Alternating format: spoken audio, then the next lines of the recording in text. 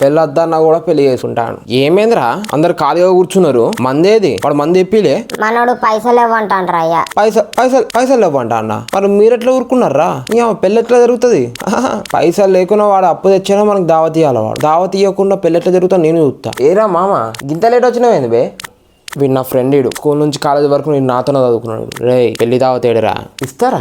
నేనెటు పోతే చెప్పు. నైట్ ఇస్తా. నైట్ అది డీజే ఉంటాయి కదా, బరాత్ ఉంటాయి కదా, అప్పుడు ఇస్తా. అప్పుడు ఆగుర్రి. నైటా? ఇదేమో నీ బడ్డ అనుకుంటానవా నైట్ ఈనికి? పెళ్లి రోజు నుంచి స్టార్ట్ అయితే రిసెప్షన్ అయిపోయే వరకు మేము మందులోనే ఉండాలా. పైసలు లేవురా, కొద్దిగా అర్థం చేసుకో. పైసలు లేవు.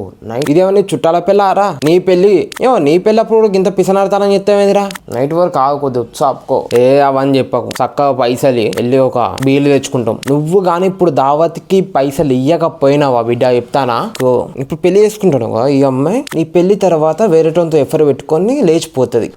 లేచిపోవడే కాదు, నిన్ను చంపేసి మరీ వెళ్ళిపోతుంది.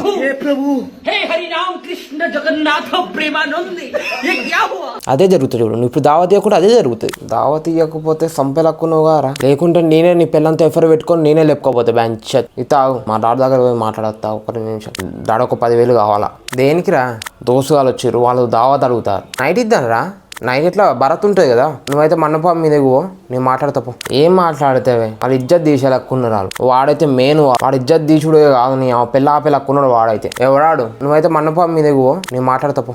ఏం మాట్లాడతావు మాట్లాడపో. సిద్ధు మనం దావత్ అని సంపాదింటాను వాడగా. ఇప్పుడు ఆగురు జర పెళ్ళి అవుతాం కదా. ఇప్పుడు ఎందుకు ఇప్పుడు అంతా నా బొచ్చ అవుతా. నేను ఇట్లానే మాట్లాడతా. ఇక నీ కొడుకు నా పెళ్ళప్పుడు ఎంత తాగింది తెలుసా? పెళ్ళప్పుడు కాదు, ఇది పిల్లని చూడడానికి పోతుంది చూడు, పెళ్లి చూపులు. అక్కడ నుంచి స్టార్ట్ చేస్తే మా చుట్టాలు రిసెప్షన్ అయిపోయి మా చుట్టాలు వెళ్ళిపోయే వరకు వాడు మొత్తం ఎంత తాగింది తెలుసా? 30,000 తాగింది. 30,000. ఎవడైనా అంతగాని తాగుతాడా? వాడు తాగింది ఒక్కడే.